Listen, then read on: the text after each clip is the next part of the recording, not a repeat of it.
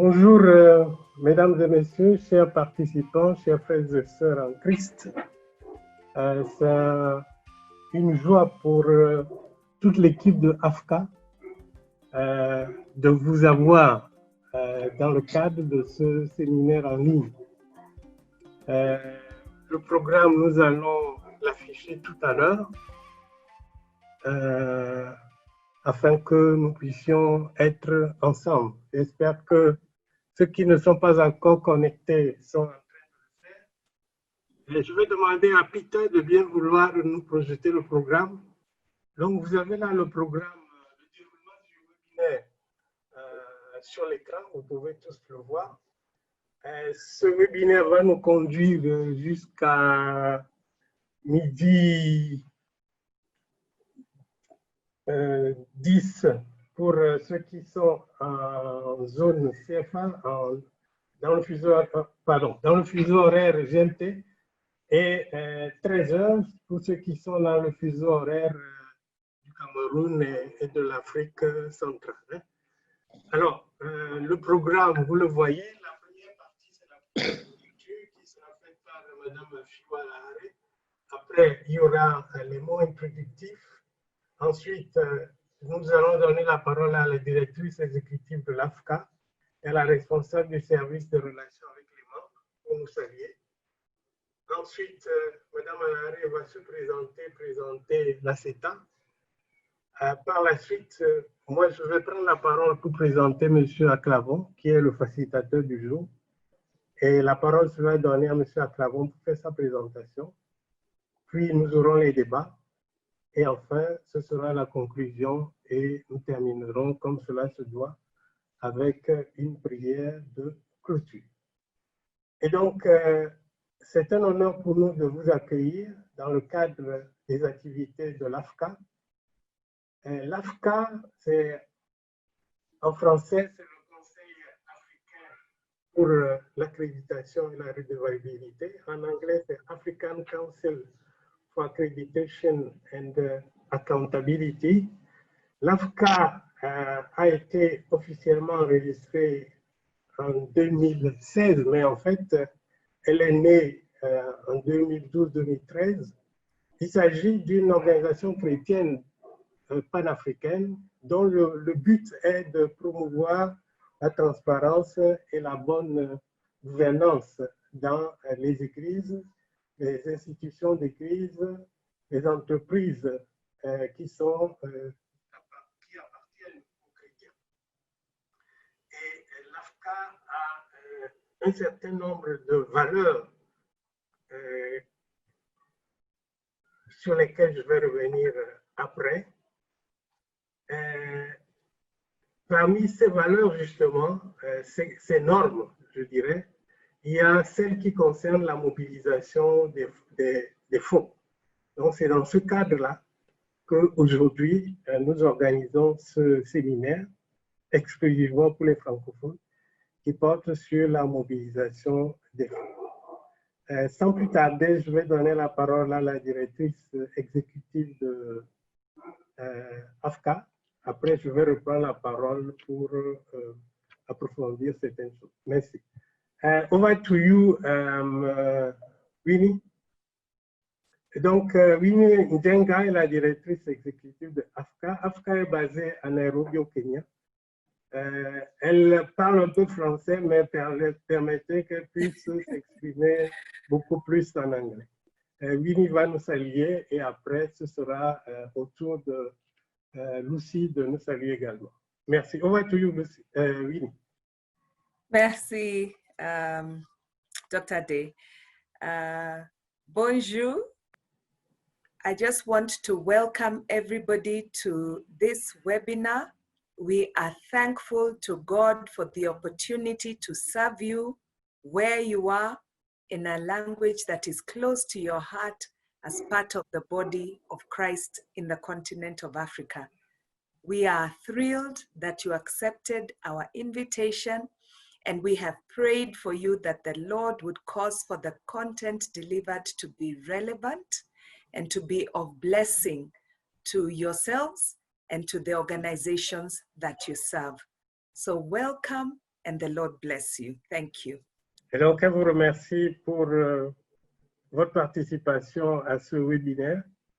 Elle prie que le Seigneur puisse vous bénir à travers la formation que vous allez recevoir et que nous puissions continuer à travailler ensemble afin que nous puissions témoigner de ce que Dieu nous a demandé de faire en termes de gestion et de transparence. Thank you, Winnie. Merci beaucoup, Winnie. Over to you, Lucy. Good afternoon. I'm glad to be here in this particular webinar. My name is Lucy Mugenyi. I am the Member Services Manager at AFCA, stationed at the head office in Nairobi. And I'm so glad that we could have this particular webinar today. It is a start of the many French webinars that we shall be doing in the future. My work in AFCA is coordinating the membership. Like you may have heard, it's a membership organization. And so I coordinate the membership. I do awareness creation, coordination again, and advocacy. And so I am working with various persons in the continent of Africa to ensure that AFCA is received and embraced, and together we can enhance accountability in the body of Christ. Thank you. Lucie est responsable des relations avec les membres de l'AFCA. Donc, dans ce cadre-là, elle est en relation avec, de façon particulière et privilégiée avec tous les membres. Et donc, elle vous souhaite la bienvenue à ce séminaire, qui est l'un des séminaires qui seront organisés au profit des francophones. Ceci n'est qu'un début. Et donc, elle vous souhaite une bonne participation et une bonne... Donc, je vous disais que l'AFCA a été créé pour servir les églises, hein, et qu'il s'agit donc de promouvoir un certain nombre de normes qui concernent justement la gestion de nos structures, particulièrement les églises, mais aussi les organisations qui appartiennent aux églises, ainsi que les entreprises qui sont gérées par les chrétiens. Alors, ces normes-là, il y a ce qui concerne le respect de ce qui relève de la foi. Donc, il y a la fondation doctrinale, il y a ce qui concerne la diversité culturelle. Là-dedans, il y a le problème de genre, mais aussi le respect des minorités. Il y a la gestion des ressources financières, c'est de ça, enfin, la mobilisation des ressources financières, c'est de ça que nous parlons aujourd'hui. Mais il y a aussi la gestion des ressources financières elles-mêmes. Il y a le renforcement des capacités, tout ce qui relève de l'apprentissage et de l'amélioration, du renforcement des connaissances. Il y a ce qui relève de notre témoignage social. Donc, il y a là un certain nombre de normes que AFCA promeut, justement parce que nous, chrétiens, nous avons un témoignage à faire, de façon à ce que la façon dont nous gérons les affaires ne soit pas à l'opposé de ce que nous demande notre vie de chrétien, qu'il n'y ait pas de dichotomie entre les principes chrétiens et la gestion de nos affaires, qu'il y ait plutôt une harmonie entre les deux. Ce séminaire en ligne est organisé en collaboration avec la CETA. Madame Alaré présentera la CETA tout à l'heure. Mais je tiens à remercier la CETA pour cette collaboration parce que nous tous, et AFCA et la CETA, nous promouvons ce qui est relatif aux églises. Et je crois que c'est de bon ton que nous puissions collaborer justement pour le bien-être des églises et des organisations chrétiennes en général. Alors, l'objectif fondamental de ce webinaire, c'est de vous permettre de vous aguerrir sur le plan de la mobilisation des ressources. M. Aklavon viendra tout à l'heure nous donner les détails sur ce que signifie cette mobilisation des ressources. Mais pour le moment, je vais donner la parole à Mme Alare pour se présenter d'abord et parler de la CETA. Merci, Dr. D. Je m'appelle Afiwa Alahare. Je travaille au bureau régional de la CETA à Lomé en tant que représentante régionale intérimaire, couvrant l'Afrique de l'Ouest et l'Afrique centrale. Donc, si vous permettez, je vais rapidement passer à la présentation de la CETA, qui a été créée en avril de 1963 et qui est un organisme écuménique continental qui compte plus de 140 millions de chrétiens à travers le continent. Elle comporte des églises protestantes, anglicanes, orthodoxes et autochtones en Afrique et elle est membre du réseau écuménique mondial. C'est une communauté qui regroupe environ 200 églises et institutions et représentées dans 42 pays africains. La CETA a 3 bureaux. Le siège qui se trouve à Nairobi au Kenya, le bureau régional où je travaille qui se trouve à Lomé au Togo et un 3e bureau que nous appelons le bureau de liaison avec l'Union africaine qui se trouve à Addis Ababa en Éthiopie. Le secrétaire général actuel est le révérend Dr. Fidon Mwombeki.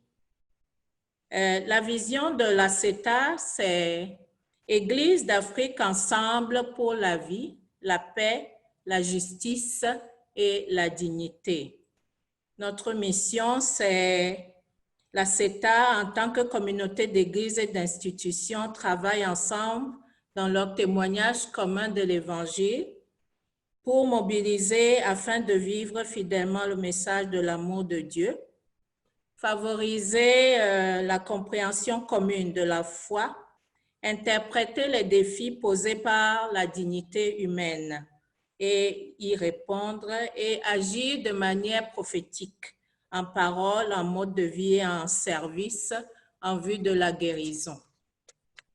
La CETA est structurée en piliers programmatiques ou départements, si vous voulez. Les piliers programmatiques, il y en a 4 qui sont liés au programme et 2 qui sont organisationnels, donc qui couvrent toute la structure. Nous avons un premier pilier que nous appelons théologie, relations interreligieuses et renforcement du leadership ecclésial. Nous considérons qu'en tant qu'Église ou institution chrétienne, nous devons tout baser sur la Bible et la théologie pour faire le lien entre la théologie et les problèmes qui se posent à nous dans la société. Donc, la théologie constitue vraiment la base de notre travail. Et dans le cadre de ce département, nous faisons une formation œcuménique pour les jeunes théologiens. Nous luttons contre les théologies déviantes. Nous parlons aussi d'interaction interreligieuse et du renforcement des institutions et des leaders chrétiens et pour une auto-prise en charge durable. C'est là où notre collaboration avec l'AFCA se reflète. Donc, le deuxième pilier programmatique, nous l'appelons genre, femmes et jeunesse, où nous traitons de la violence basée sur le genre, des questions liées aux veuves qui semblent être oubliées quelquefois, le droit des femmes, l'égalité de genre dans le leadership de l'Église. Nous savons très bien que la plupart d'entre nous, nous appartenons à des églises où les femmes n'ont pas tellement de rôle prépondérant. Même la participation à ce webinaire le montre, les représentants des églises sont la plupart des hommes. L'accès des jeunes à l'emploi et à l'entrepreneuriat, la prévention contre l'extrémisme violent et la jeunesse et le patriotisme africain, tout ça, ça fait partie de genre, femmes et jeunesse. Le troisième pilier programmatique, c'est paix, diaconie et développement, où nous traitons des questions de paix, des questions de migration et de traite des êtres humains. Nous savons tous que beaucoup de jeunes vont mourir dans le désert ou dans la Méditerranée en quête de bien-être et nous trouvons que ce n'est pas normal qu'en tant qu'Église, nous ne fassions rien. Le changement climatique, l'engagement dans les agendas de développement. Il y a les objectifs de développement durable au plan mondial et puis l'agenda 2063 au plan africain. Le plaidoyer pour la justice économique et la crise de la dette, qui sont aussi liés au travail de l'AFCA d'une certaine façon dans le cadre des problèmes de corruption. La population, le développement et la diaconie. Tout ça, ça fait partie de paix, diaconie et développement. Et nous avons aussi le plaidoyer auprès de l'Union africaine. Avec notre bureau de liaison à Addis Ababa, nous participons en tant qu'observateurs aux réunions stratégiques où nous partageons avec les responsables politiques les préoccupations des églises. Et nous recevons aussi d'eux ce que nous devons partager. Par exemple, l'agenda 2063, il faut que les Africains se l'approprient et pouvoir aider les politiques à sa mise en œuvre. Et dans le cadre de notre travail, nous organisons très souvent des choses interdépartementales, des activités interdépartementales parce que les questions sont largement interconnectées.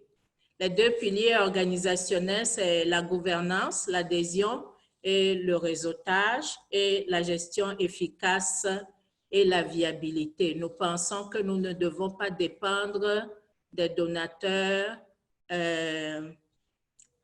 jusqu'à la fin de notre existence en tant qu'institution. Donc, qu'est-ce qu'il faut faire pour trouver des solutions plus durables qui est encore liées à ce que l'AFCA fait? Je m'arrête là. Merci beaucoup.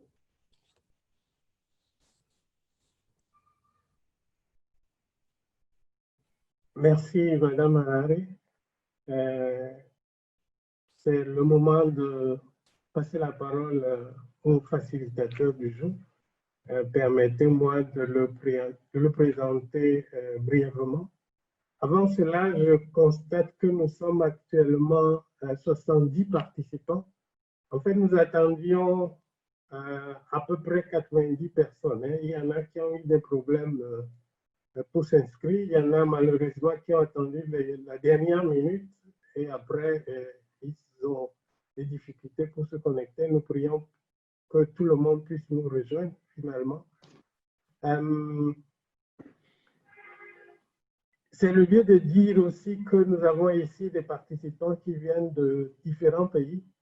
On a des participants du Bénin. Le gros lot vient du Bénin. Bravo aux Béninois. On a des participants qui viennent du Togo, c'est la deuxième communauté. On a des participants de la Côte d'Ivoire, c'est le troisième plus grand groupe. Viennent des participants du Cameroun, du Niger. On a même une participante du Mali. On a un participant de Madagascar. On a des participants du Burundi. On a des participants de la RDC qui sont également relativement nombreux. Donc, nous nous réjouissons d'avoir autant de pays pour ce premier webinaire. Nous espérons que cela va continuer de la sorte. Ceux qui vont nous rejoindre, nous leur souhaitons la bienvenue. Passons donc rapidement la parole à M. Félix Aclavon. Alors, M. Aclavon est un pur produit du monde œcuménique. C'est évidemment un chrétien. Il est membre de l'Église évangélique presbytérienne du Togo. Il a été trésorier région Afrique de la Fédération universelle des associations chrétiennes d'étudiants, FUAS, et a aussi dirigé le mouvement chrétien du Togo. Expert comptable et auditeur depuis 18 ans, il est le directeur du cabinet comptable MCS et a effectué plusieurs missions d'audit pour le bureau régional de la CETA, pour Fekiwa, le PT. Donc, il est habitué à travailler avec les églises. Il a participé à plusieurs initiatives de mobilisation des fonds au niveau de l'Église évangélique presbytérienne du Togo et de la FIAS. Donc voilà les raisons pour lesquelles nous avons choisi M. Aklavon, qui est véritablement la personne indiquée pour traiter ce sujet. M. Aklavon, à vous la parole. Merci beaucoup, Dr. D. C'est également un plaisir pour moi de participer à cette conférence. Dans les commentaires, je remarque qu'il y a beaucoup de personnes qui écrivent et dont le nom m'est un peu familier. Il y a des aînés de la Côte d'Ivoire que j'ai connus en tant que membre de la fédération. Donc, ce n'est qu'un merci à l'AFCA de nous avoir permis de nous retrouver après des années. Et c'est un plaisir également de retrouver le monde œcuménique et de partager tout ce que le monde œcuménique nous a donné durant des années, de restituer cela à ceux qui sont toujours à l'œuvre pour que la mission que Dieu nous a donnée puisse être accomplie. Je ne viens pas en tant que quelqu'un qui viendra enseigner, mais je viens partager parce que je sais qu'il y a d'énormes potentialités parmi les participants et on va essayer d'échanger pour voir comment est-ce qu'on peut réussir à rendre nos organisations plus autonomes et à même de mobiliser des ressources sur le plan local. Je vais inviter tout le monde à participer puisque il y a un temps pour vous où vous allez avoir l'opportunité non seulement de poser des questions, mais aussi de faire des apports pour qu'à la fin, nous puissions sortir avec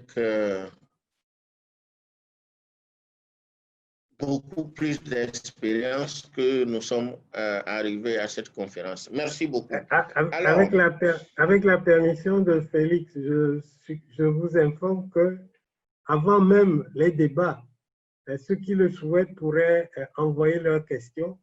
Évidemment, au moment des débats également, vous pourriez le faire. Mais ceux qui, au fur et à mesure, ont des questions, ils peuvent déjà les écrire. Vous avez vu là où c'est écrit questions et réponses. Vous pouvez déjà envoyer vos questions là-bas. Également, vous pouvez les mettre sur là où c'est écrit converser. Merci bien. Monsieur Aklavon, à vous. Merci. Alors, voici le plan que je propose pour cette conférence.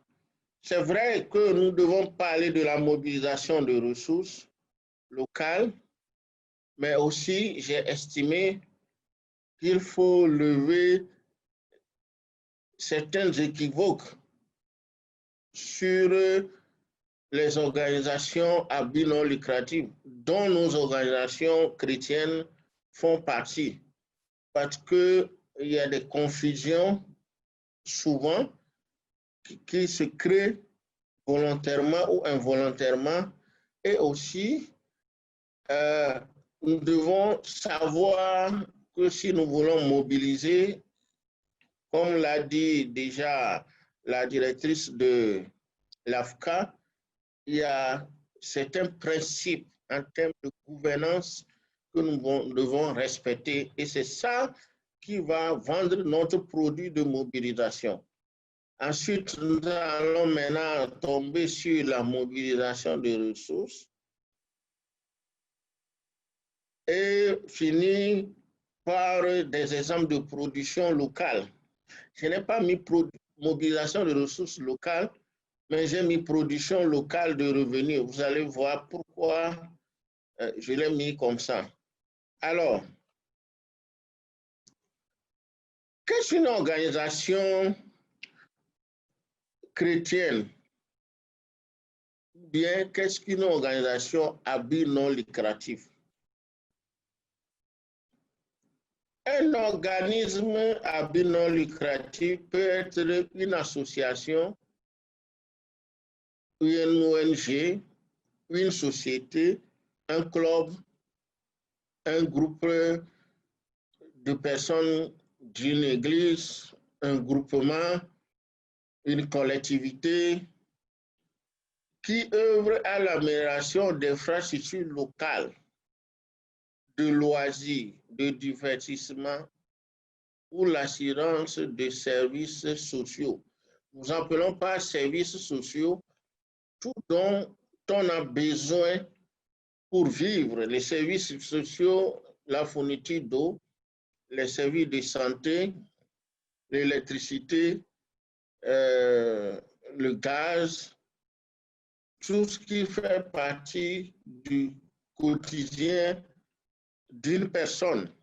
Alors, contrairement à une société individuelle ou société par action, où il est question de produire du résultat et de partager des dividendes, les organisations à but non lucratif ne partagent pas de dividendes. Alors, c'est là où je voudrais faire la clarification. Quand on dit que les organisations à but non lucratif ne partagent pas de dividendes, ça ne voudra pas dire qu'ils ne font pas du profit. Bien sûr qu'ils font du profit, et d'ailleurs, ils doivent faire du profit parce qu'ils ont besoin de l'argent pour investir dans le social et l'humanitaire. Mais la différence, c'est que ces profits ne sont pas partagés en termes de dividendes. Ce profit est investi dans les services sociaux, dans l'humanitaire. Alors, quelles sont les caractéristiques des organisations à but non lucratif? D'abord, ils sont organisés. Je peux dire même qu'ils sont supposés organisés. Parce que si nous voyons nos organisations chrétiennes, certaines organisations chrétiennes, l'organisation, la structuration pose problème. Alors qu'ils devraient être organisés.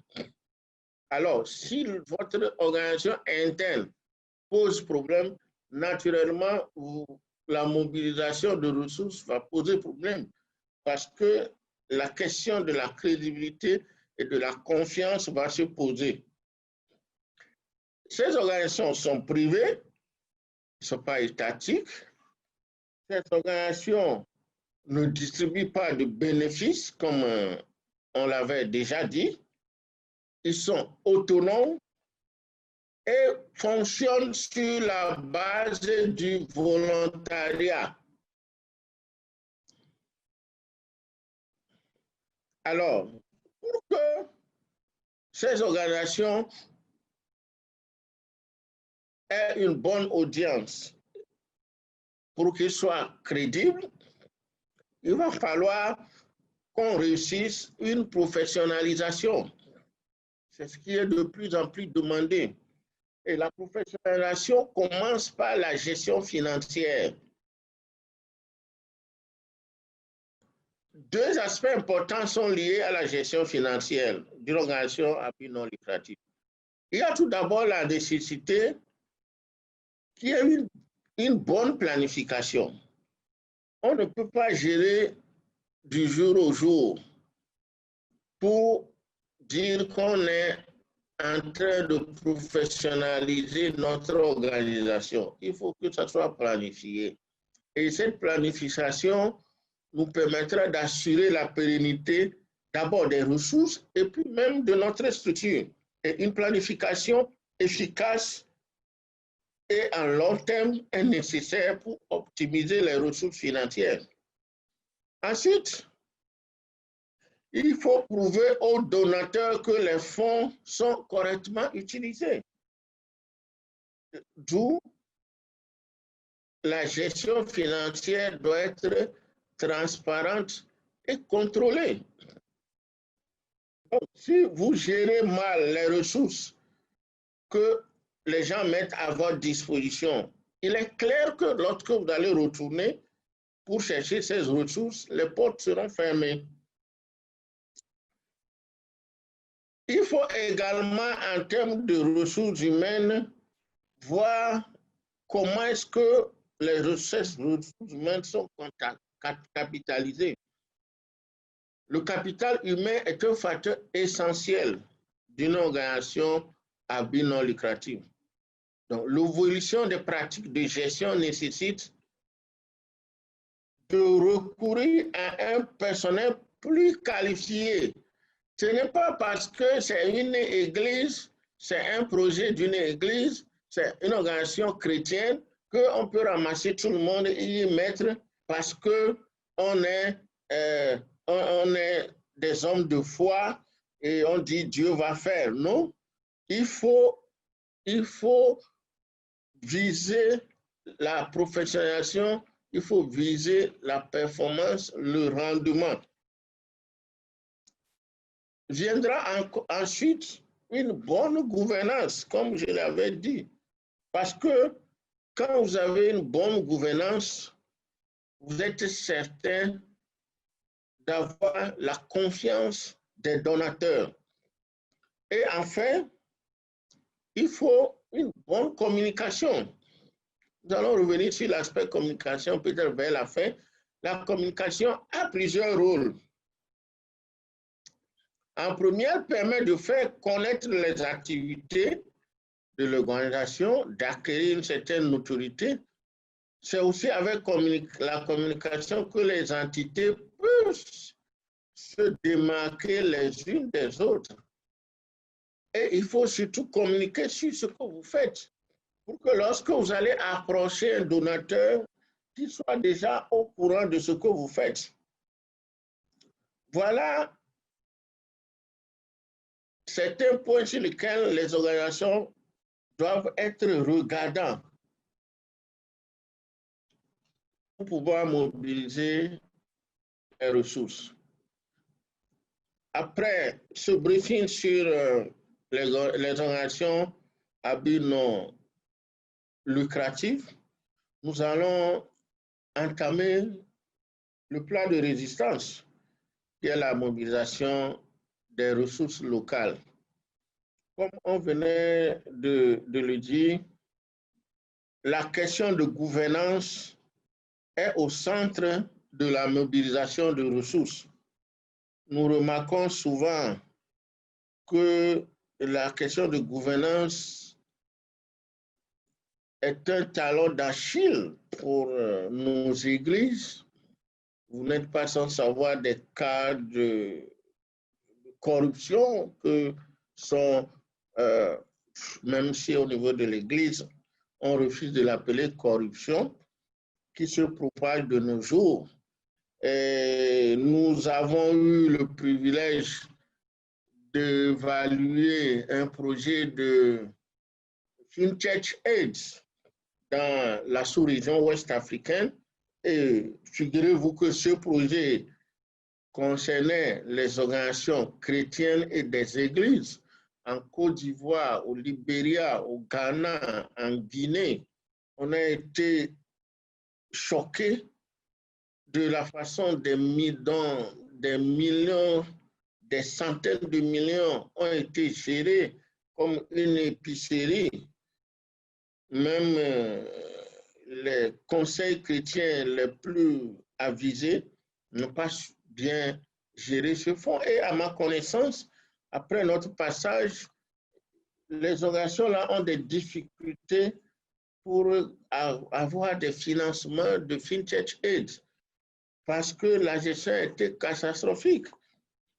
Il y a des histoires qu'on a toujours retenues où dans un pays dont je voulais taire le nom, le pasteur qui est en charge du projet, qui n'est qu'un projet qui concerne la paix et la cohésion sociale, le pasteur était étonné, était à l'aise de nous dire que c'est à cause de 20 000 $ qu'on est venu les déranger comme ça, que le projet, il faut que les gens s'asseyent dans la chapelle avant que l'on parle de projet. Donc, eux, ils ont pris l'argent pour rénover la chapelle et faire fabriquer des bancs. Alors que le projet soumis, c'est un projet sur l'édification de la paix et la cohésion sociale. Donc, vous voyez, et il va loin pour dire que non, pourquoi on doute de lui, de comment il a utilisé l'argent. On oublie que lui, il est pasteur et un pasteur de Dieu. Vous voyez, la gestion et la bonne gouvernance est la chose la plus partagée quand on veut exceller dans la mobilisation de ressources humaines, de ressources financières.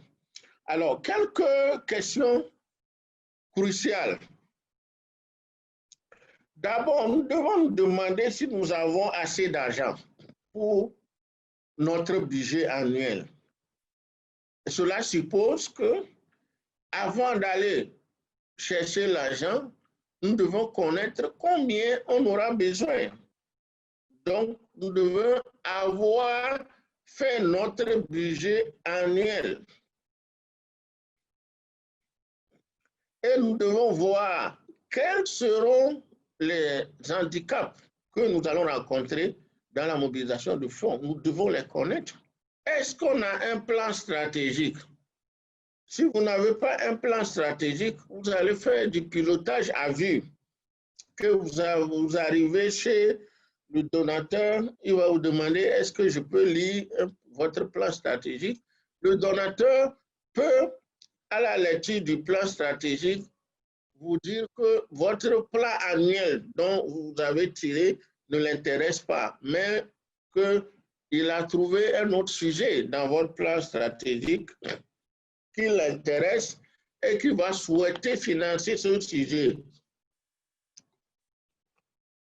D'où l'importance d'avoir un plan stratégique. Alors, est-ce que vous avez des documents de contrôle interne, les manuels de procédure? C'est les choses, c'est les éléments que le donateur ne pensez pas que c'est quand il s'agit des donateurs occidentaux qu'il faut remplir ces conditions. Ça peut être des individus qui doivent s'assurer de l'utilisation qui est faite de l'argent qu'ils donnent.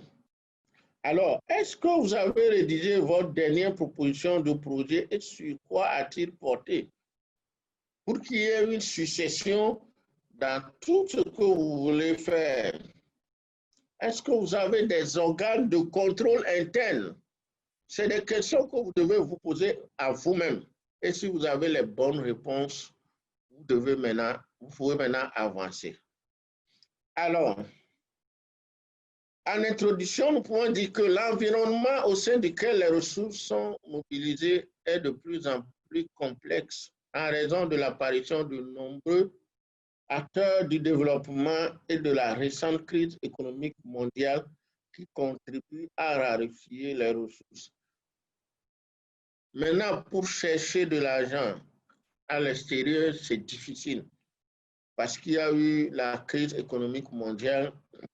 C'est encore plus difficile avec la situation de Corona que nous connaissons aujourd'hui. Ces ressources internes locales peuvent provenir, que nous devons mobiliser pour provenir donc des donateurs ou partenaires. Au niveau local, il y a les ambassades, il y a l'Union européenne. Dans notre pays, il y a le PNUD, il y a certaines organisations locales, il y a nos membres d'église, il y a des entreprises privées. Vous pouvez mobiliser pour les organisations qui interviennent sur les questions de paix. Vous pouvez aller à EcoBank, faire asseoir la direction, faire une réunion, leur montrer par A plus B que voilà ce que nous sommes en train de faire. C'est parce qu'on a travaillé pour qu'il y ait une paix dans le pays que vous êtes en mesure de faire vos bénéfices que vous êtes en train de faire. Par conséquent, il est nécessaire que vous accompagniez le travail qu'on fait.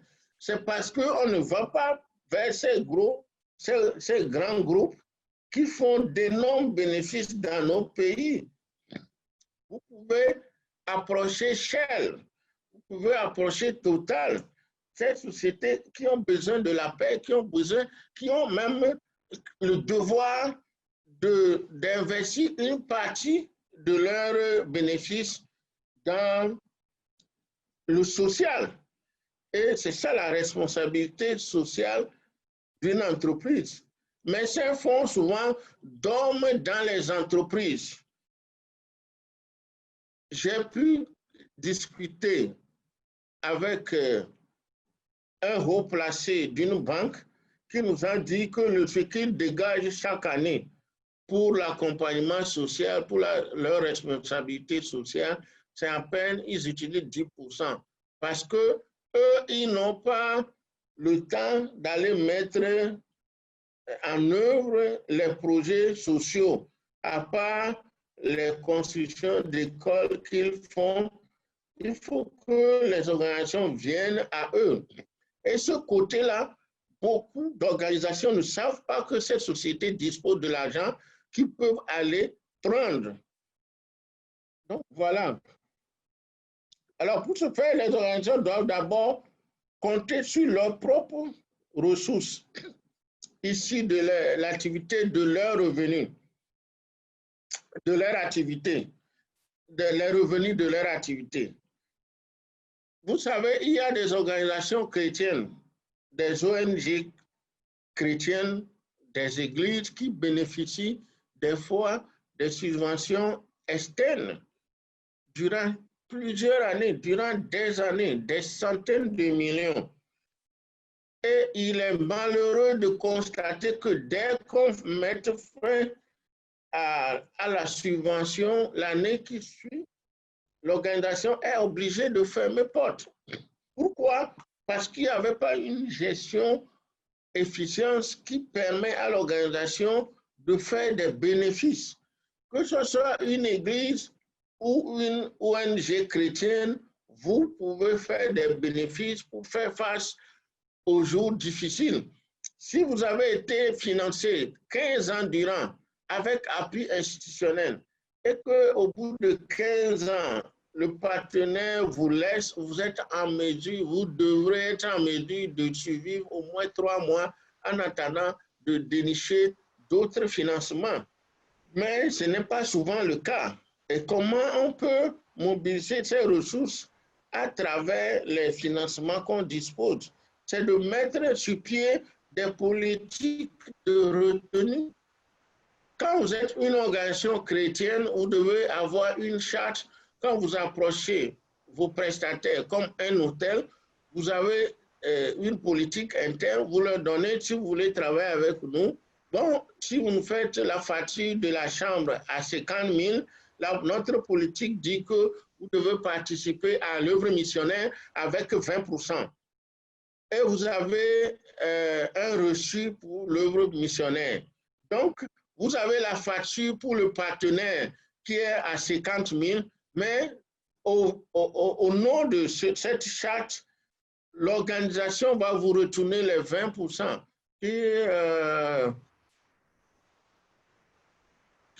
qui équivalent à 10 000, je crois, 20% de 50 000. Alors,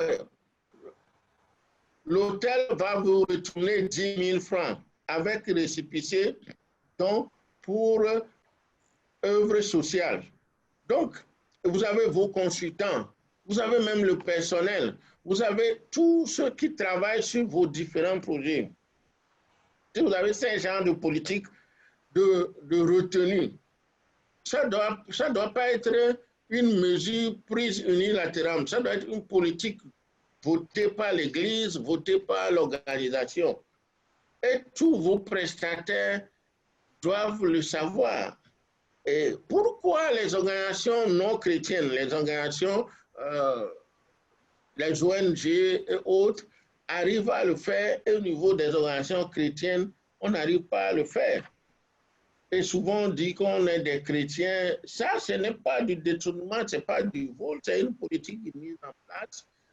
Vous payez normalement la personne, mais la personne a déjà lu votre politique, il sait qu'il doit vous retourner une partie et il a un papier sur ça. Et ce que vous devez savoir, si la politique est bien conçue, ce que l'hôtel, comme l'exemple que je viens de donner, ce que l'hôtel va vous retourner n'est pas frappé d'impôt. Et vous devez expliquer ça à l'hôtel, que c'est même déductible, parce qu'il a un document officiel d'une organisation chrétienne qui est reconnue comme une organisation d'utilité publique. Donc, si vous retournez les 20%, c'est en déduction de ces impôts. Donc, vous devez convaincre. Les gens vont jusqu'à 30-40%. Et c'est avec ces sous que vous allez rassembler au bout d'une année, que vous allez constituer votre fonds de guerre, entre griffes, pour les jours difficiles. Alors, avant de continuer, je voudrais clarifier certains concepts. La mobilisation de ressources remplace maintenant le terme plus traditionnel qu'on désigne par collecte de fonds. Collecte de fonds est trop... On trouve ça trop facile, alors que la mobilisation de ressources devient une science qui est plus avancée. Également, le partenaire fournisseur de ressources remplace le donateur. Bon, donateur, c'est un peu péjoratif, c'est comme lui, il n'est là que pour donner. Alors qu'il est établi qu'il n'y a aucune action désintéressée dans ce monde. Même celui qui vient à l'église et qui donne de l'argent, ce n'est pas désintéressé. Il croit fermement à la fin que tout ce qu'il fait va lui permettre d'avoir les faveurs de Dieu. Donc, ce n'est pas désintéressé.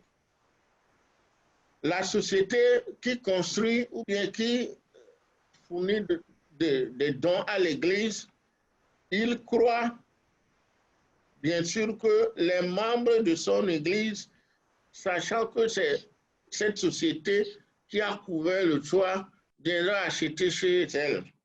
Donc, il y a toujours une partie intéressée dans tout ce que chaque individu fait. C'est pourquoi quand vous mobilisez, vous devez prendre en compte l'intérêt de celui qui vous donne également les sous. Alors, les étapes de la mobilisation. On ne peut pas sortir un beau matin pour dire qu'on ira mobiliser des ressources. Il faut une stratégie adaptée et conçue par avance. Et c'est en cela qu'il est nécessaire de développer un plan stratégique. Et le plan stratégique, à partir de la vision de l'organisation. Maintenant, extraire de ce plan stratégique un plan d'action avec les grandes orientations du plan stratégique et faire maintenant un budget pour ce plan d'action.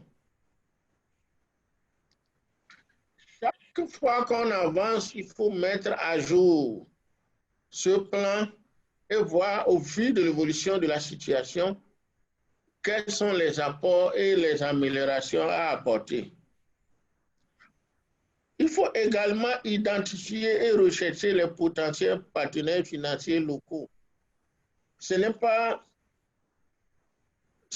quelque chose que vous allez vous lever pour vous jeter à l'eau. Vous devez faire un travail d'identification et de planification et éviter même que vos éléments formés pour aller mobiliser, que 2, 3, 4 personnes ne se retrouvent à côtoyer un seul individu. Et ça va ressembler à un harcèlement. C'est pourquoi il faut bien planifier et faire la cartographie des personnes à qui vous voulez s'adresser. Et surtout, chercher, j'ai donné l'exemple des entreprises qui ont des sous, chercher à savoir, EcoBank, Bank of Africa, quels sont les domaines qui les intéressent? Est-ce que c'est l'éducation? Est-ce que c'est la santé? Vous devez faire ce travail d'abord avant d'aller déposer votre dossier. Mais on hésite toujours, les organisations chrétiennes qui interviennent dans le domaine de la santé, de l'eau, ainsi de suite, on hésite toujours à aller vers ces grandes entreprises qui disposent de la ressource pour vous. Les églises, vous avez de la ressource propre à vous. Une église qui a 1 million de fidèles, si un seul fidèle donne $1 par an, ça fait $1 million par an. En 5 ans, l'Église a $5 millions par an. $5 millions investis pour construire un centre d'accueil peut produire au bas mot $500 000 par an pour le fonctionnement de l'Église. Donc, on a de la ressource à travers les membres qu'on a. Parce que $1 va vous sembler infime. Mais si vous avez 1 million de fidèles et vous arrivez à mobiliser $1 par an, cette mobilisation peut se faire par divers moyens. Vous pouvez vendre le macaron de membre. Le macaron de membre est porté à la poitrine toute l'année. On peut dire que cette année, c'est le macaron rouge.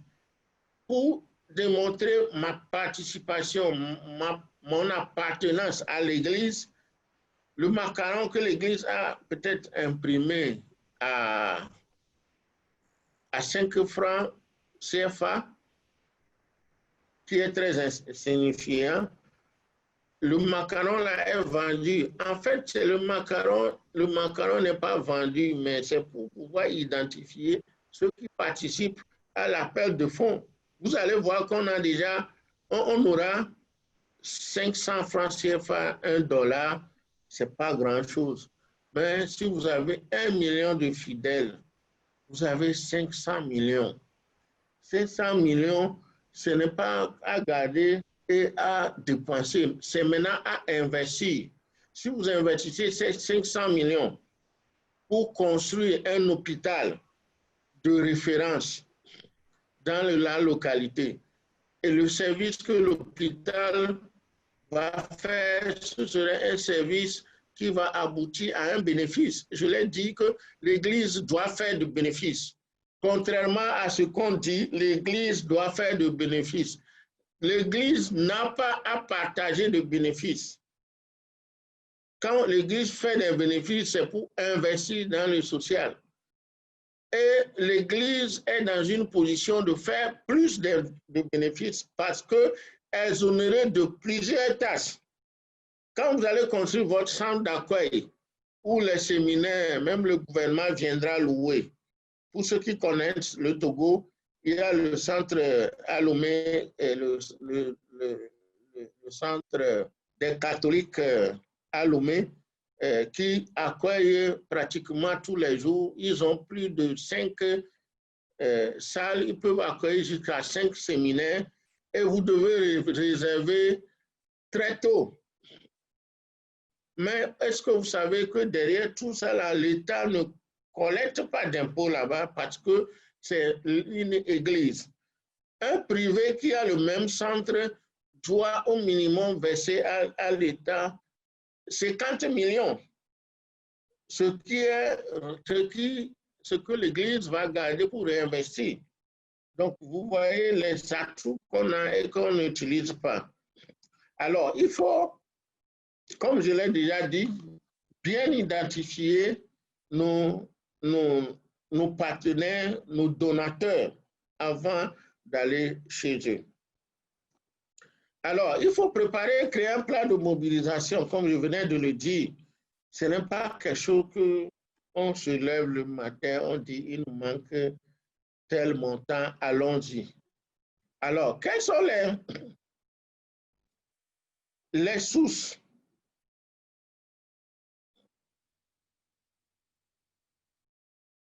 locales de revenus?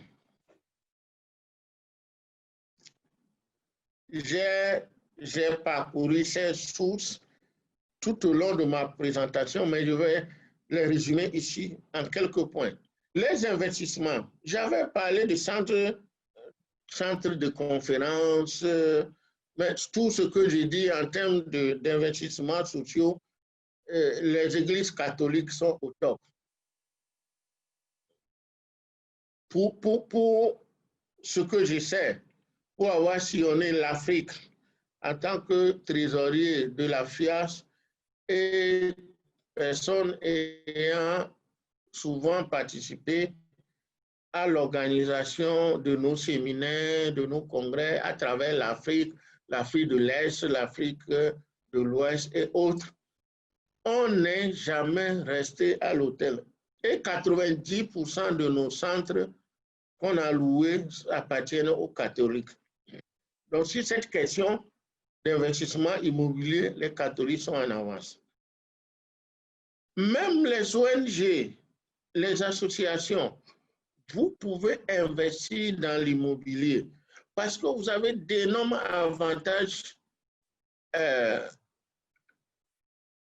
tirer parce que vous n'avez pas à payer certains impôts, vous n'avez pas à vous soumettre au tracas du bureau de droit de terre que les hôtels accueillent souvent. Vous avez beaucoup de choses à bénéficier. Donc, vous allez tirer énormément de profits pour investir dans le social. Il y a les partenariats gagnant-gagnant avec le secteur privé ou le patronat. Cet aspect, les églises ne le regardent pas. Vous allez voir une église qui a un terrain, une propriété foncière au centre-ville. Vous approchez une banque, vous dites, voilà, nous voulons construire un complexe commercial dans un partenariat gagnant-gagnant. Vous allez financer le complexe parce que nous, on n'a pas 1 milliard pour construire le complexe. Vous financez et nous allons co-gérer. La banque finance avec il va gagner des intérêts, vous allez co-gérer.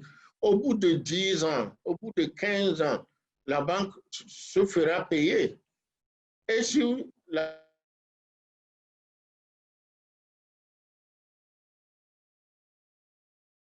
la banque va partir, c'est $1 million que l'Église va gagner là-bas chaque mois.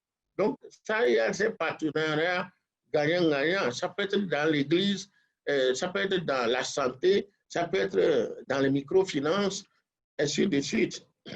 Certaines églises, les quêtes de dimanche sont stockées sur le compte. Vous allez voir sur leur compte, il y a 1 milliard. Et ils se vendent que nous avons 1 milliard en banque. Ça vous sert à quoi? Vous avez 1 milliard en banque, mais si vous voulez faire la conférence régionale de l'église, vous allez louer dans un hôtel et vous payez là-bas cher. Les 1 milliard à la banque vous servent à quoi? Il y a le partenariat aussi gagnant-gagnant avec le gouvernement. Vous pouvez aller avec le gouvernement sur certains secteurs parce que l'Église a l'expertise dans certains domaines, quoi qu'on dise, par exemple le domaine de l'éducation et de la santé. Dans la plupart des pays, l'Église est en avance il y a la densité, le nombre de membres que vous avez. Ça constitue des ressources. Vous pouvez faire beaucoup de choses avec ça. En fin d'année, par exemple, le calendrier uniforme et les gages de l'Église. Dans ça, vous pouvez mobiliser de l'argent pour financer le fonctionnement de l'Église toute l'année.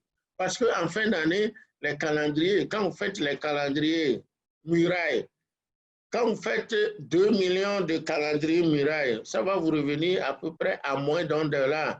Un calendrier muraille que vous vendez dans l'église à $2, vous avez comme ça, entre novembre et janvier, constitué la ressource pour financer les activités pour l'année qui va suivre. J'avais parlé des avantages fiscaux aussi que j'ai regroupés. Vous êtes exonéré de l'impôt sur le revenu. Impôt sur le revenu, impôt sur les sociétés, impôt minimum forfaitaire. L'Église et l'organisation chrétienne est exonérée. Vous êtes exonéré à la patente ou à la taxe professionnelle. Exonération de l'impôt foncier. Exonération de l'impôt sur les salaires qui n'existe plus dans certains pays. Par contre, le personnel qui travaille doit payer l'impôt sur le revenu des personnes physiques.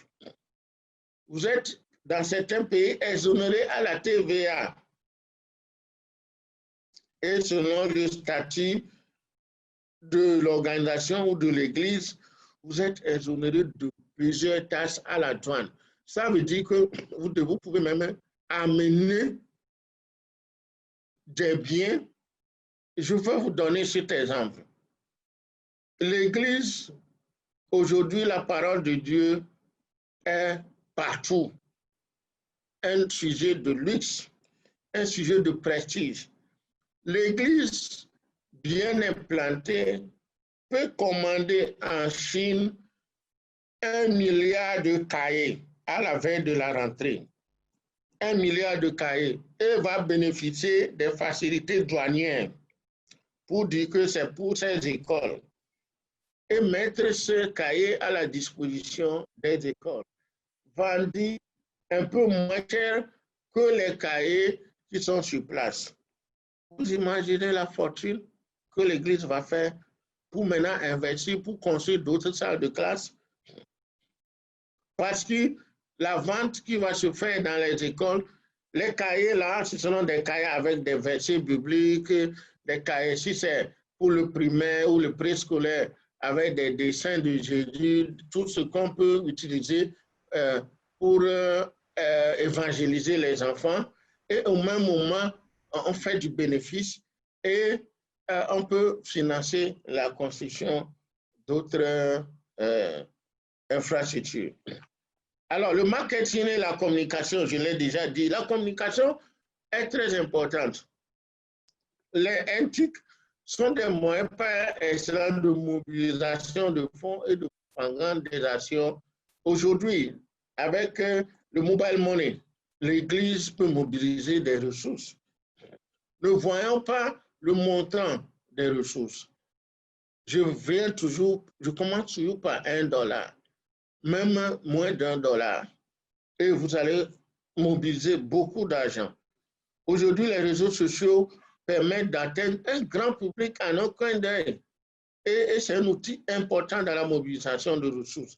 Il y a l'Église et les organisations chrétiennes ont délaissé les WhatsApp, les Instagram, les Facebook, ils ont délaissé ça complètement. Ils ont laissé ça à l'utilisation des païens, alors que c'est un moyen fort pour évangéliser et pour mobiliser des ressources. Il existe différentes formes de communication. Il y a la communication opérationnelle qui vous vend en fait. Il y a la communication institutionnelle et ça manque beaucoup. On dit non, il est dit dans la Bible que ce que la main gauche a donné, que la main droite ne l'échappe. C'est faux. Quand la personne ne sait pas ce que vous faites, il ne peut pas vous donner de l'argent. Il ne peut pas vous donner de l'argent. Je peux donner l'exemple du Togo. ce que les églises pentecôtes font en termes d'accompagnement pour les gens, comment on appelle leur hôpital, qui traitent les yeux et autres, que les gens quittent Lomé, qui font des kilomètres pour aller. Si un jour, l'église pentecôte demande qu'on soutienne l'hôpital là, je sais ce qu'ils font. Je vais donner de l'argent. Mais si on vient me dire on a besoin de l'argent pour faire quoi? Je ne sais pas ce que vous faites. Donc, il faut communiquer. Il faut le plaidoyer aussi. Alors, pour terminer, je vais partager quelques astuces avec vous. Astuces et conseils. Il y a la légitimité dont j'ai parlé. Avant de demander, avant de mobiliser, s'assurez-vous de votre légitimité. S'assurez que vous-même, vous êtes transparent. S'assurez que vous êtes crédible. Si vous avez les 3 éléments, quand vous approchez, vous serez servi. Il faut diversifier les sources de financement. Pour une église, ne pas seulement, voilà, Corona nous a amené tous à la réalité. Ne pas seulement se contenter de la quête. Aujourd'hui, ceux qui ne se contentent que de la quête, nous on a 10 millions de membres, ils sont en difficulté. Ils sont en difficulté. Vous avez les 2 millions de membres, vous avez de la ressource, vous utilisez, vous attendez le dimanche, ça va venir. Maintenant, avec Corona, tout le monde est en difficulté. C'est pourquoi il faut diversifier les ressources. Créer des sources de revenus. Tout ce qu'il faut retenir après cette séance, c'est que l'Église ou l'organisation chrétienne doit produire du revenu, doit produire du résultat. Ce n'est même pas interdit. C'est la distribution, le partage de ce résultat qui est interdit. Les partenaires soutiennent les organisations dans leur mission et le plan d'action sont complémentaires aux leurs. Il faut voir les partenaires qui répondent à votre mission. Alors, ce qu'on manque souvent, les organisations chrétiennes, quand vous écrivez demande de dons, bon, vous avez le don et c'est fini. On oublie toujours de remercier. On oublie toujours de remercier le partenaire ou bien la personne qui vous a donné son centre pour faire la convention. On oublie souvent de remercier, d'écrire en bonne due forme. Le remerciement est une manière de dire que demain on revient. On nous l'oublie souvent. Il n'y a pas de solution miracle en mobilisation de ressources. Tout est basé sur le travail que vous allez faire. Aptitude à donner ne signifie pas nécessairement la volonté de le faire. Vous allez voir quelqu'un qui a des moyens, vous savez qu'il peut vous aider, mais il a l'aptitude, mais ce n'est pas forcément la volonté. C'est à vous de forcer sa volonté en étant convaincant avec votre projet, votre direction, votre gouvernance. Constituez tout d'abord un comité de mobilisation. Il ne faut pas que la mobilisation soit quelque chose qui passe par la tête de quelqu'un. Il faut un comité de mobilisation. Effectuer quelques recherches préliminaires, comme je l'ai dit. Cherchez à déterminer ce qui motive celui chez qui vous allez. Optez pour le face-à-face avec la personne ou le partenaire, avec 2 autres membres du comité ou un. N'allez pas seul. Participez régulièrement à différentes conférences. Vous pouvez organiser aussi des dîners de mobilisation de fonds où c'est en partenariat. Vous n'avez pas à investir. Vous négociez avec un grand restaurant connu. Nous allons organiser un dîner chez vous. Votre dîner, c'est combien? C'est 5 000. Pour ce soir, c'est 10 000. Vous faites tout comme toujours, mais nous, on va mobiliser les gens pour venir. Donc, le nombre de gens qui sont rentrés, nous, on a 5000 fois le nombre de gens. Ça, c'est simple. Ce n'est pas vous qui organisez. Le restaurant est là. Tout est déjà là. La logistique, vous venez négocier. Et votre travail, c'est juste une communication au niveau de vos églises, au niveau de vos projets, pour dire qu'il y a un communicateur qui vient ici pour parler au restaurant. Il suffit, la serre libre, le repas à 10 000. Et sur chaque repas, vous avez 5 000. Vous avez mobilisé de l'argent. Rien n'est acquis en termes de mobilisation. Il faut toujours travailler. Organiser régulièrement des réunions pour faire le point. Faites appel à des universités, des leaders d'opinion, comme je l'ai dit, on peut l'utiliser au restaurant, des gens. Quelqu'un, je donne un exemple, par exemple, un joueur qui est chrétien, une star qui est chrétienne. Je prends l'exemple de Didier Drogba pour les Ivoiriens. Vous savez que quand on dit Didier Drogba anime une conférence au restaurant tel, vous aurez le nombre de places remplies. Didier Drogba, vous le voyez, Didier Drogba, nous voulons construire un hôpital ici. Tout ce qu'on vous demande, c'est de participer à notre conférence. Didier Drogba ne va pas venir, il ne va pas vous donner l'argent. Mais Didier Drogba va venir et dès que les gens savent que Didier Drogba sera à ce dîner, les gens vont venir. Et le dîner qu'on faisait à 5 000, vous avez fait ça à 20 000. Si vous avez eu 500 personnes, ça fait 15 000 fois 500. Vous avez construit votre hôpital. Et vous avez utilisé Didier Drogba sans que Didier Drogba ne vous donne de l'argent. Il y a de ces gens-là, il y a des artistes, vous allez inviter juste, sa présence peut faire venir des gens pour vous permettre de mobiliser. C'est ce que je dis, de faire intervenir des relations prestigieuses. Si vous êtes bien avec le président de la République, avec le Premier ministre, vous pouvez l'utiliser. Son nom, vous mobilisez, vous allez le voir. Il vient dire bonjour, 2 mots. À cause de lui, les gens vont venir. Il y a cette personnalité dans tous les pays.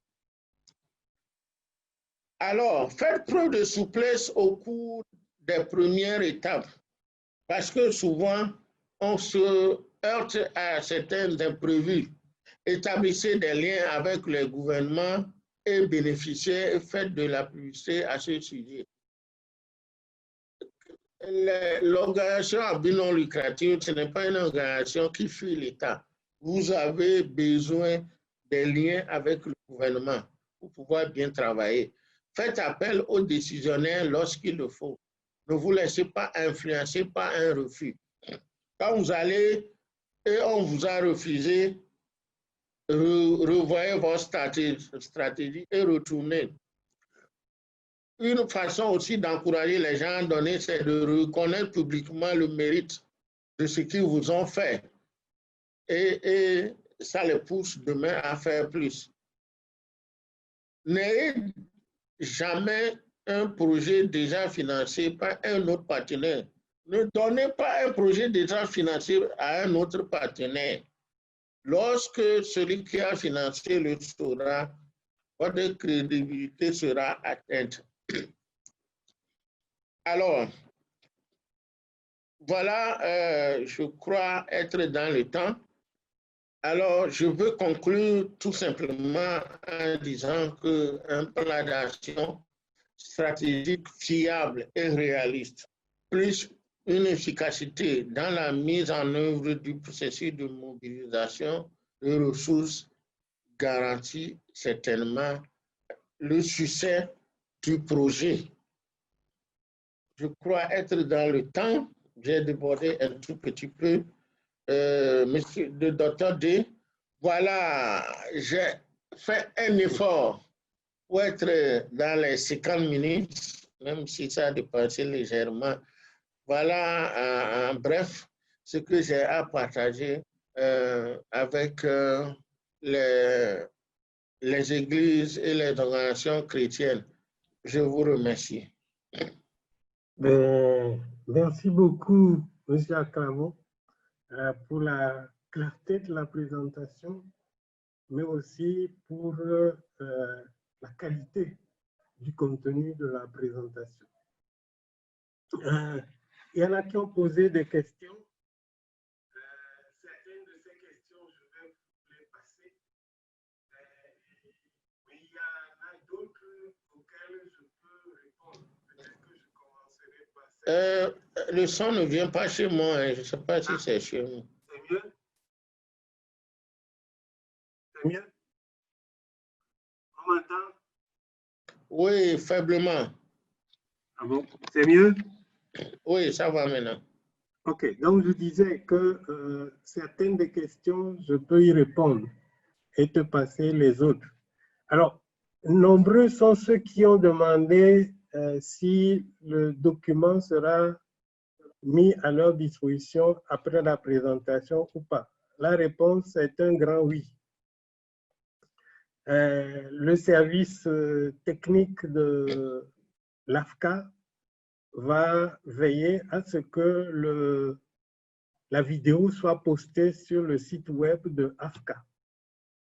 Même chose pour la présentation en PowerPoint, de façon à ce que vous puissiez y accéder facilement. Donc, cette question-là, je crois qu'elle est résolue. La deuxième question à laquelle j'aimerais répondre, bon, Monsieur Aclavon, mais ça concerne la redevabilité. Quelqu'un a dit avec raison que les églises et les organisations d'églises croient que elles ne devraient pas rendre compte des moyens mis à leur disposition.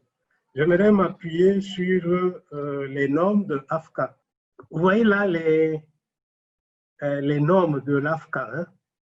Je les avais survolées au début. Regardez la norme 6, gestion financière et publication des états financiers. On ne peut pas dire que on est exempté de l'audit des comptes et de la publication des états financiers parce qu'on est une église ou parce qu'on est une organisation chrétienne. Cela participe justement de la volonté de rendre compte. La redevabilité, ça se trouve également là-bas. Que l'on soit une église ou que l'on soit une organisation chrétienne, le manque de fonds ne peut pas justifier le fait de ne pas faire des états financiers ni de les faire auditer. C'est une obligation légale. M. Aclavon, certainement, en tant qu'expert comptable, reviendra là-dessus. Donc, maintenant, on peut négocier avec des experts comptables qui sont membres de nos églises pour qu'ils revoient un peu le tarif à la baisse. Mais, soyons clairs, le manque de fonds ne peut pas être une raison pour ne pas faire auditer les comptes. C'est ce sur quoi j'aimerais insister. Thank you, Peter. Je donne donc la parole à M. Aclavon. Je vous donne les questions. Alors, une question, c'est est-ce que la mission de gagner les âmes est contradictoire avec le bénéfice? Est-ce que la mission de gagner les âmes? Puisque la première mission de l'Église, c'est de nous préparer, c'est de gagner les âmes, c'est de nous préparer au salut. Et donc, oui. La tendance, c'est-à-dire qu'il y a une confusion chez nous. Les gens croient qu'il y a une contradiction entre les deux. Si vous pouvez éclaircir. Oui, vous voulez, mais je dis que Corona est venu resituer les choses dans le monde. Aujourd'hui, vous voyez la situation des âmes que vous avez gagnées. Ils sont en train d'être perdus parce que Corona a mis les populations dans une situation de dépendance. Ce n'est pas qu'ils ne veulent pas travailler, mais ils ne peuvent plus travailler. Et aujourd'hui, l'Église doit aller au secours de ces gens-là. quand vous gagnez des âmes, c'est vrai que certaines églises s'arrêtent seulement à la question de gagner des âmes. Quand vous gagnez des âmes, vous devez nourrir ces âmes. Nourrir pas forcément la nourriture. Nourrir le corps, quoi. Oui. Quand vous allez, par exemple, faire l'évangélisation, vous avez gagné des âmes. Et il n'y a même pas un hôpital dans le milieu. Qui doit construire l'hôpital? C'est le devoir de l'Église. C'est ce que j'appelle le service social. Et ce que mon Église appelle la pastorale sociale. Et ça, c'est très important. On ne peut pas s'arrêter à Alléluia, Amen. Et c'est fini. On ne mange pas Alléluia, Amen. Alléluia, Amen. Seul ne peut pas soigner. Ça peut soigner, mais seul ne peut pas soigner. Donc, il faut les hôpitaux. Donc, comment est-ce qu'on peut construire les hôpitaux s'ils n'ont pas de ressources? Voilà. Donc pour faire du social, il faut pouvoir générer des bénéfices pour les réinvestir après, puisque ce ne sont pas des bénéfices qu'on va distribuer, contrairement aux sociétés à but lucratif. Une autre question, comment faire pour bénéficier des avantages fiscaux dont vous avez parlé? Non, vous n'avez rien à faire. La loi vous donne les avantages. C'est parce qu'on est dans l'ignorance qu'on ne les utilise pas. Vous allez prendre, puisque je ne voudrais pas donner plus de précision parce que les situations diffèrent d'un pays à un autre. Mais vous allez prendre un spécialiste qui va prendre votre loi fiscale et va vous dire, ah, voilà les avantages que vous n'utilisez pas. Et vous devez utiliser. La dernière fois, il y a une église qui a construit des magasins et il paie la taxe foncière. Il dit non. Mais les magasins là sont dans l'église, oui. Mais vous pouvez déclarer un ensemble comme appartenant à l'église. Il dit non. Est-ce que c'est possible? Il dit, mais allez lire la loi. On dit les organisations religieuses et de bienfaisance. Vous êtes parti, vous faites partie ou non? Oui, non, vous bénéficiez. Si l'inspecteur vient, il faut lui donner l'article là. Au nom de l'article là, nous ne pouvons pas payer la taxe foncière. Ce n'est pas pour rien que le législateur l'a fait. Le législateur sait que l'Église a besoin de l'argent pour investir dans le social, parce qu'il sait que l'argent n'est pas partagé en termes de dividendes. C'est pourquoi il vous a donné cet avantage. Oui, il y en a qui insistent sur la question du paiement des impôts. Je peux lire ce que M. Atoumou a posté.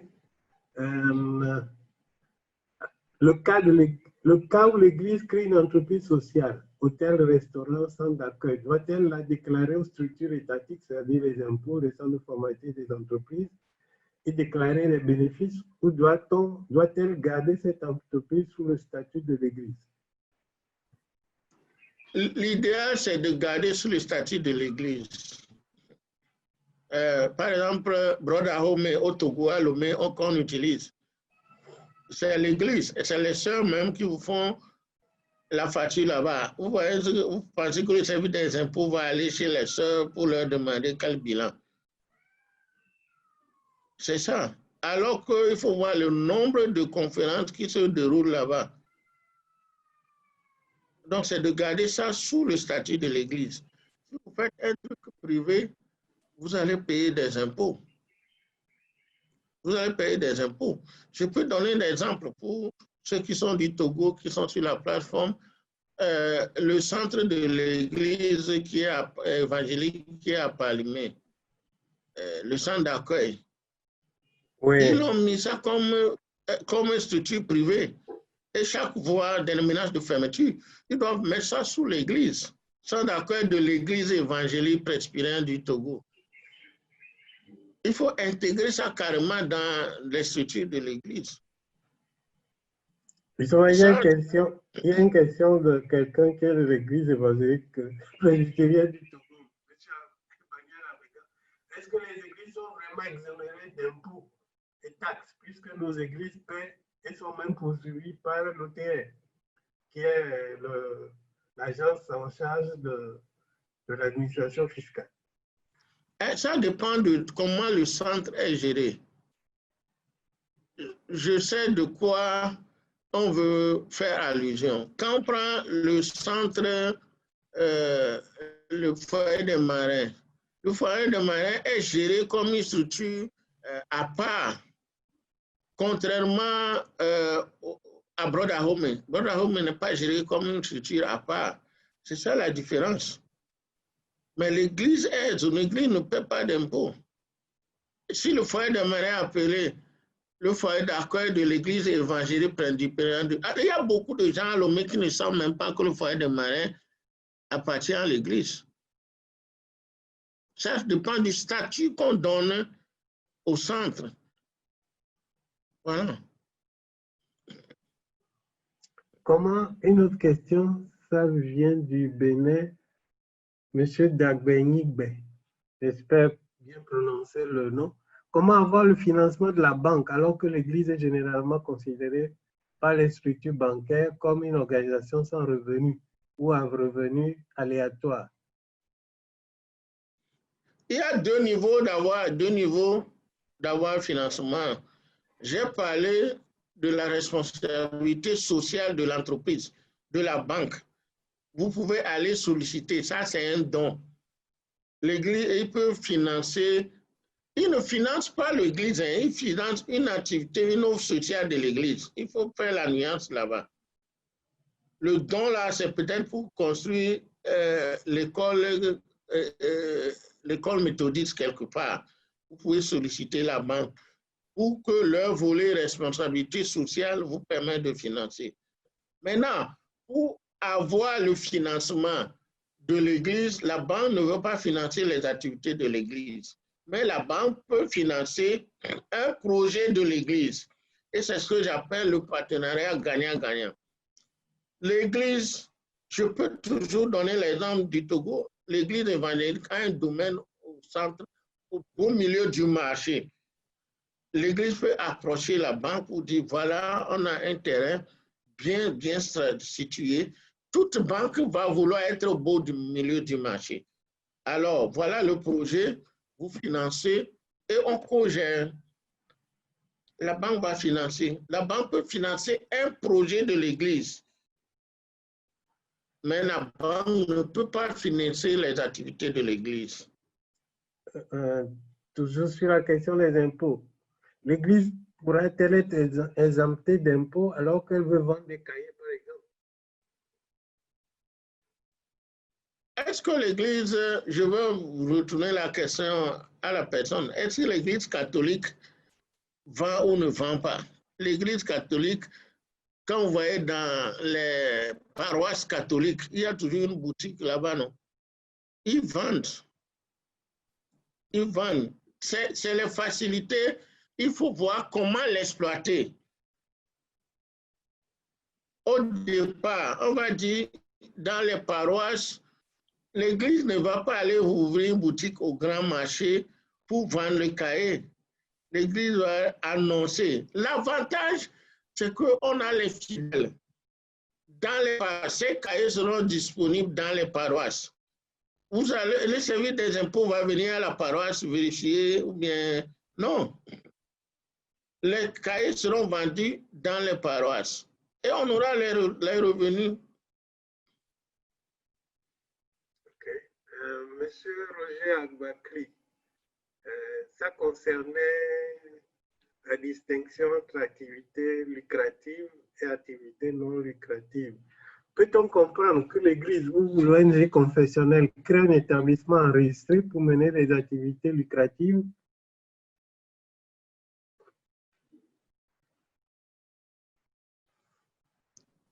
Peut-on comprendre? C'est-à-dire, comment arriver à échapper au fisc en quelque sorte, éviter de tomber sous le coup des dispositions fiscales. Par exemple, je donne toujours. Oui, allez-y. Je donne toujours l'exemple de l'Église catholique. Dans tous les pays, vous voyez comment ils font. Et c'est simple. Il n'y a pas autre explication. l'Église catholique dans tous les pays, que ce soit centre de santé, ils ont les meilleurs, les écoles, ils ne paient pas d'impôts. Et c'est la méthode qu'on peut utiliser. On ne va pas aller dire qu'on crée une activité lucrative. Mais on sait que dans l'exercice de ces fonctions, l'Église a pour rôle de soulager certains services publics.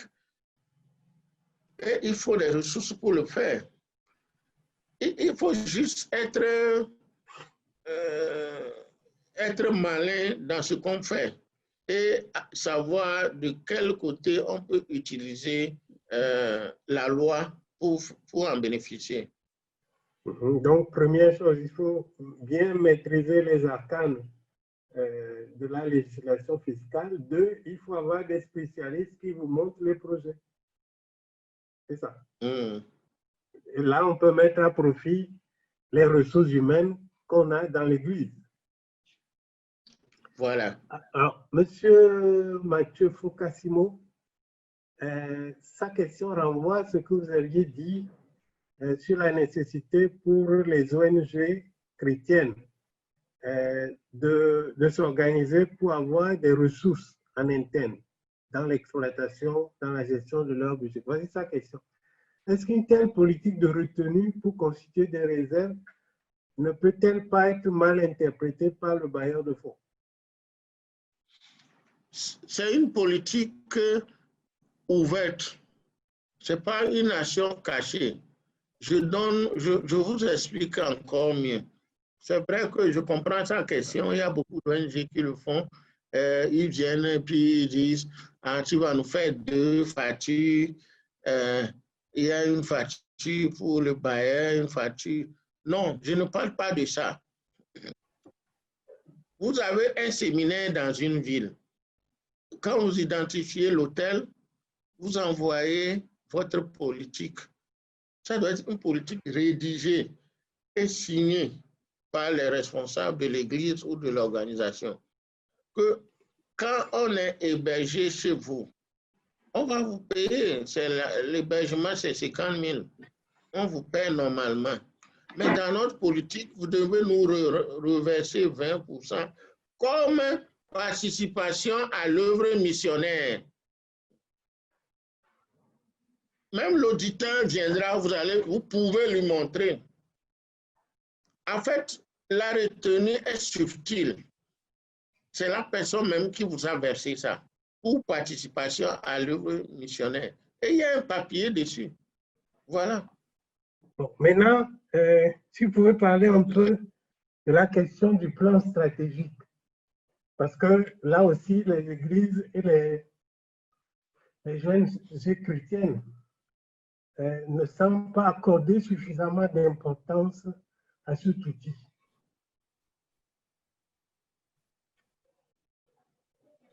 Oui, mais quand vous voulez faire un travail, mener des activités, la base, c'est le plan stratégique que vous avez. Aujourd'hui, c'est bien vrai que dans le passé, vous aviez toujours fait les choses ainsi. Mais aujourd'hui, si vous n'avez pas un plan stratégique, vous approchez quelqu'un, même moi qui suis ici, si l'église de mon village ou bien le groupe des jeunes de mon village m'aborde pour me dire nous voulons faire telle activité, je leur demande où est le TDR et le budget. Je veux voir ce que je peux faire dedans. Mais aujourd'hui, on a dépassé le cap où ils vont prendre le téléphone, ils vont m'appeler, grand frère, on veut faire une activité ici et puis on a besoin d'argent. Vous n'aurez rien. Ça, c'est au niveau même des associations de jeunes. Maintenant, au niveau de l'Église, justement, c'est l'absence de vision pour nos églises et nos organisations chrétiennes qui fait qu'ils n'ont pas de plan stratégique. Vous pensez que l'Église n'a pas besoin de vision, de dire en 3 ans où est-ce qu'on veut amener l'Église? C'est vrai que la plupart n'en ont pas. Et c'est ça le problème. Et c'est d'où viennent nos problèmes même. Quand vous avez un plan stratégique, quand on lit, on sait clairement où est-ce que vous allez dans les 3 ans. Il y a nécessité même que les églises, je ne suis pas sûr que mon église a un plan stratégique. L'église évangélique presbytérienne du Togo. Et c'est une carence. Il faut que les gens s'asseyent et réfléchissent où est-ce qu'on peut aller dans 5 ans, dans 10 ans. C'est en cela qu'on peut développer l'église. Il ne faut pas prendre l'église comme ça a commencé il y a 200 ans. Bon, c'est un truc. Aujourd'hui, l'église doit avancer dans la vision. Sinon, on va avoir les mêmes problèmes et même plus. Voilà. Donc, la nécessité d'avoir une vision, je crois que c'est vraiment important. Une question pratique de M. Assaf Tanabou du Bénin. Pour aller rencontrer un partenaire, que faut-il prévoir? Quel document apprêter? Je crois que c'est ce que je viens de dire. Si vous avez votre plan stratégique et le plan annuel, il faut l'avoir, le budget et la demande. Et que vous allez... Souvent, il faut faire un résumé des documents. Parce que celui que vous allez rencontrer n'a pas le temps pour lire tout le document. Il faut un résumé que vous allez présenter à cette rencontre. Et présenter ce résumé de telle sorte que ça peut capter le cœur de la personne. Et il faut vraiment, c'est là où vous devez faire le travail, le résumé là que vous allez lui présenter. C'est au vu de ce résumé qu'il va dire, ah tiens, ça risque d'être intéressant. Hein. Bon, donnez-moi, je vais lire. Et puis déjà, il peut même vous faire des promesses. Voilà. Merci. Une question à laquelle je peux répondre, hein. Ça vient de Madame Joséphine Itometo. J'espère que je prononce bien, c'est du Bénin. Est-ce que le fait de présenter une facture au partenaire tout en sachant qu'une partie a été encaissée comme contribution à l'œuvre missionnaire est éthique? Doit-on informer le partenaire puisqu'on doit être transparent? La réponse pour moi sans hésitation est oui. Et je vous renvoie encore aux normes de l'AFCA que j'ai projetées. Excusez-moi, nous sommes censés être des exemples. Nous sommes censés témoigner des valeurs chrétiennes. Donc, si nous, qui sommes censés être les témoins, si nous faisons des magouilles, cela n'est pas éthique. Quelque part, cela discrédite même ce que nous prétendons vouloir faire. Donc, je crois qu'il faut être clair sur ce point-là. Une autre question? Non, c'est ça que je voulais ajouter. Okay, ne pensez pas que la question de retenue est une fraude. Non, ce n'est pas de ça qu'elle parle. Hein. Ce n'est pas de ça qu'elle parle. Étant donné que ce n'est pas une fraude, ça ne doit pas être caché. La personne a participé à votre œuvre missionnaire et vous lui avez donné un papier dessus. Ça n'a rien à voir avec cacher de... Vous pouvez, l'auditeur va voir ça. C'est une participation libre à votre œuvre missionnaire.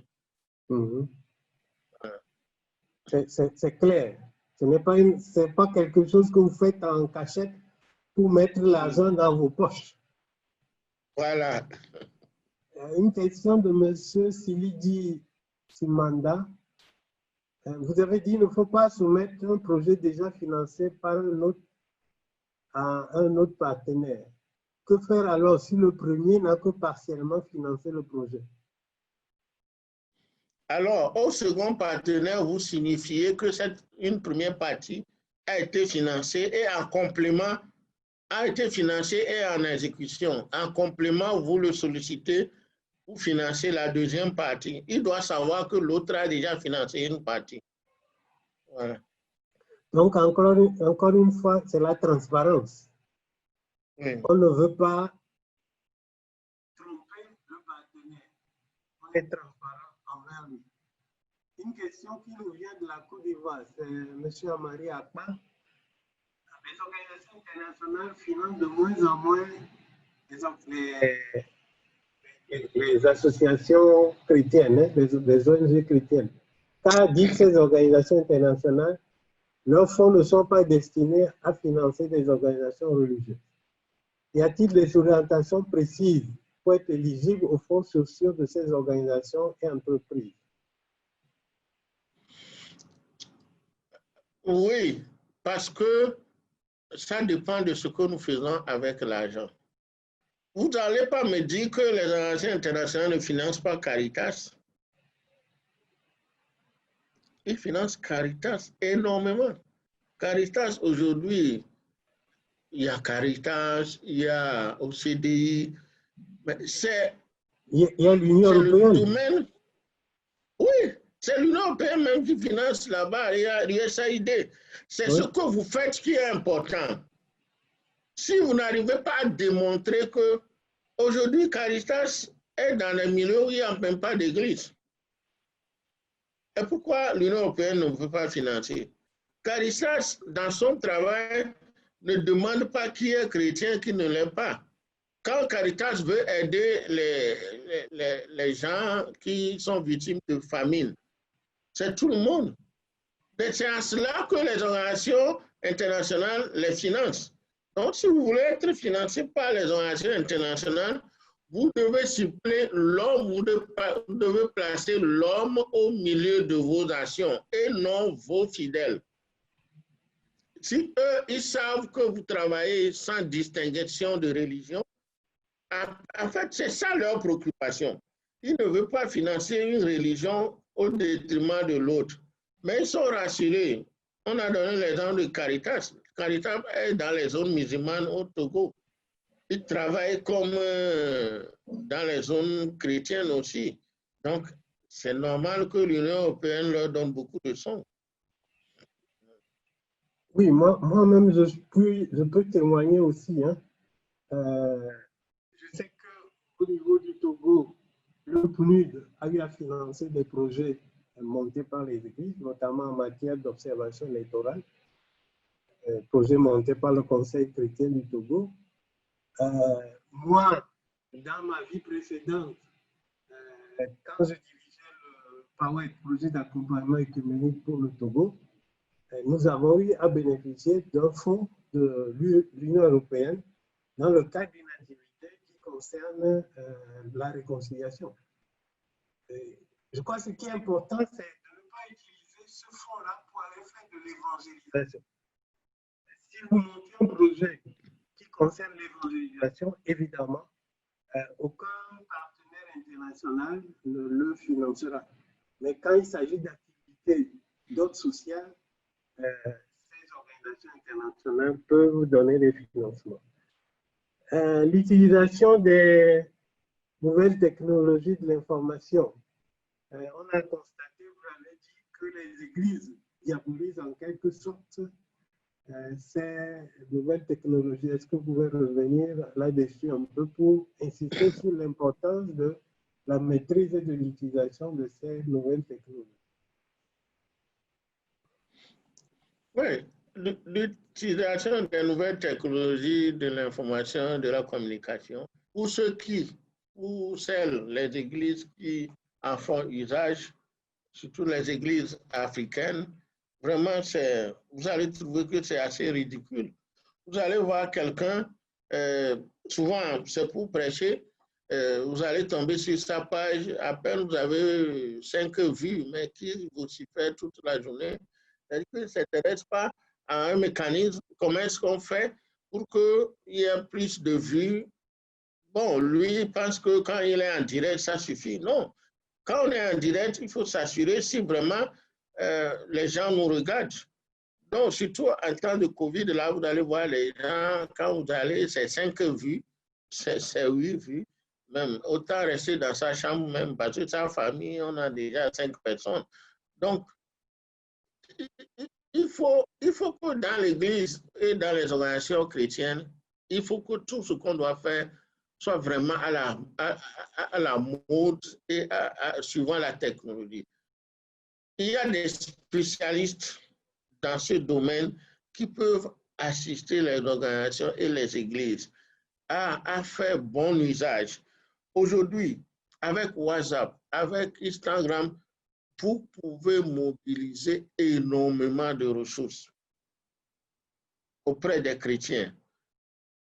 Mais comment utiliser toute cette technologie? Approchez-vous des techniciens qui sont vos membres. Les ingénieurs, ils sont vos membres, ils travaillent. Mais vous allez voir comment les gens mobilisent sur les réseaux sociaux. Ces gens qui font le travail, ils sont vos membres. Donc, il faut les approcher et ils vont vous aider.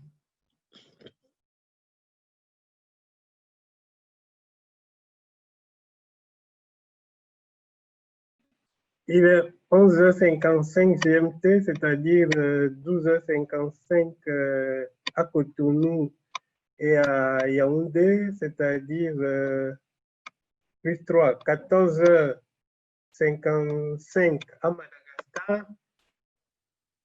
Je crois qu'on s'achemine vers la fin. Il y a ici un commentaire de M. Papou Bouyakoui qui dit « Je pense qu'il faut insister sur le fait que les dirigeants des églises doivent changer de modèle de leadership et sortir du cadre préétabli et gouverner leur association sur un modèle standard de bonne gouvernance comme toute association regroupant des hommes. » Je crois que vous serez tout à fait d'accord avec lui. Oui, je crois que c'est ce que j'ai dit au début, hein, et un peu au milieu. Nos églises sont dirigées de façon artisanale. Vous m'excusez le terme, c'est trop fort. Quand vous approchez les leaders d'église, quand vous êtes élu, où est-ce que vous voulez amener l'église? Bon, ils vont vous raconter votre vie. Moi, je suis même en allant dans le sens que M. Goué, prochainement, il faut que les leaders soient désignés en fonction d'un programme qu'ils auront soumis et les fidèles doivent parcourir pour voir si qu'est-ce que lui il pense, quelle est sa vision. On ne va pas élire la personne par rapport à la forme de sa tête et puis bon, par la suite, le résultat ne suit pas. Nous souffrons énormément de manque de vision, manque de bonne gouvernance au niveau du leadership de notre Église.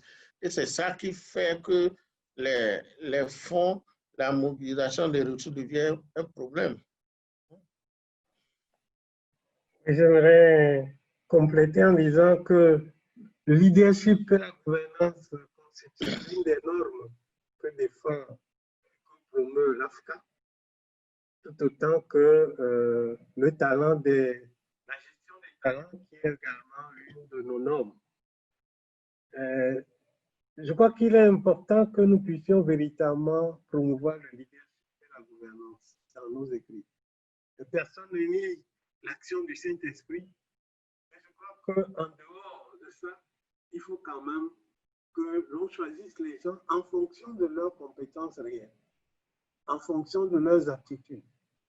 Parce que très souvent, ce que nous constatons, c'est qu'il y a des manipulations, excusez le terme, dans les choix qu'on effectue. Ce sont des considérations qui ne relèvent pas véritablement même de l'éthique chrétienne. C'est les appartenances claniques, ce sont les relations d'intérêt, c'est autant de choses qui en fait font monter l'Église. Parce que dans une Église, on ne devrait quand même pas lire les gens en fonction de leur appartenance ethnique, ni en fonction des relations que nous avons avec eux et des intérêts, des profits, des bénéfices que nous attendons ou espérons de leur élection. Donc, je crois que M. Akram, je vais vous demander de donner le mot de la fin. Il est bientôt 12h GMT. Il y a deux petites questions. Je peux Ok, allez-y. monsieur, non, spectateur anonyme, toutes les organisations présentes ici ne sont pas toutes à but non lucratif. Je crois que c'est intéressant de répondre. Il a dit que toutes les organisations présentes ici ne sont pas à but non lucratif.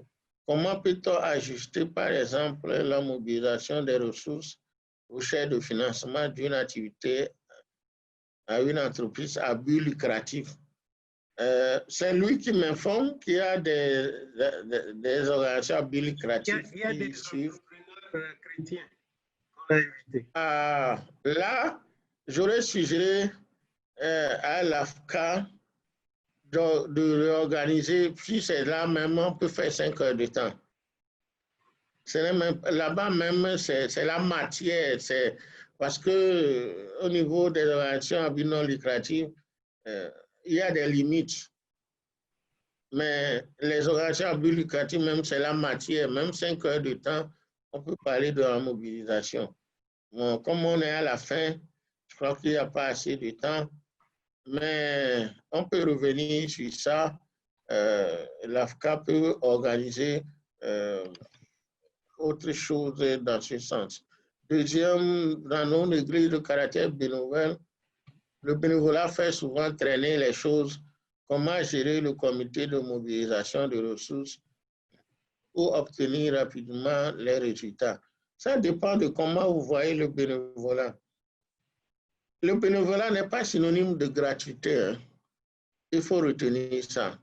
Quand les autres sont en train de dormir chez eux et que vous mobilisez une équipe pour voyager, aller mobiliser, et si ces gens-là n'ont aucune activité et que vous les laissez rentrer, je serai d'accord avec vous que ça va traîner. Il y a autre forme de bénévolat où moi, par exemple, j'ai dit je serai en congé, je donne 2 semaines pour travailler pour l'Église. Ça, on n'a pas besoin de me payer. Mais si l'Église utilise des jeunes ou des chômeurs pour un résultat qui apporte de l'argent, on doit les intéresser. Ce n'est pas un paiement.